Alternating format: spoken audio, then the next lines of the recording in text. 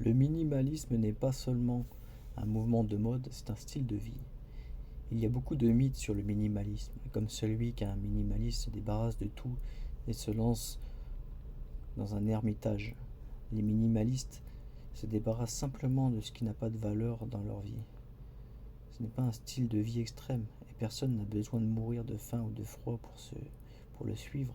Le minimalisme consiste plutôt à se débarrasser des choses qui vous freinent. C'est un long processus de changement. Il y a des avantages financiers lorsque les minimalistes renoncent à des achats et vendent des biens lorsqu'ils n'en ont pas besoin. Cela leur donne plus de liberté pour voyager, investir ou mettre de l'argent dans de gros achats qui leur apporteront encore plus de valeur à l'avenir. En réduisant vos possessions, vous améliorerez votre situation financière. Le fait d'être minimaliste vous permettra de contrôler vos dépenses et votre journée de travail. De plus, le minimalisme améliorera grandement votre santé. Il vous donnera le temps de profiter de la compagnie des personnes avec lesquelles vous pouvez passer du temps. Et vous voulez passer du temps. Le fait d'être minimaliste vous donnera notamment l'occasion de vous démarquer de tous les et en étant plus épanoui. Un exemple pour tous. Vous pouvez utiliser votre temps pour contribuer à votre communauté locale ou à la société en général. Vous pouvez être créatif, écrire un livre, lancer votre blog et aider tout le monde, tout un monde d'autres personnes à se lancer et à se développer également. Les avantages du minimalisme peuvent mettre un certain temps à se manifester, mais il suffit de faire confiance au processus. Il a été prouvé que cela fonctionne pour beaucoup de gens. Cependant, il ne faut pas se leurrer. Si vous décidez d'adopter un mode de vie minimaliste, alors il faudra être prêt à faire face à un certain nombre d'obstacles. En effet, vous allez avoir l'étiquette de la personne en marge de la société collée sur le front. Le minimalisme peut parfois provoquer plus d'anxiété qu'il n'en soulage. Vivre avec des minimalistes peut être frustrant. Posséder moins de choses n'équivaut pas à plus de bonheur. Le bonheur est une question d'état d'esprit. Ce n'est pas parce que vous possédez un tas de choses que vous ne pouvez pas mener une vie joyeuse. En fait, il ne faut pas tomber dans l'obsession. Il faut savoir pourquoi vous avez choisi ce style de vie et à quelle fin. Et ce n'est pas une décision à prendre à la légère. Quelques conseils pour suivre une vie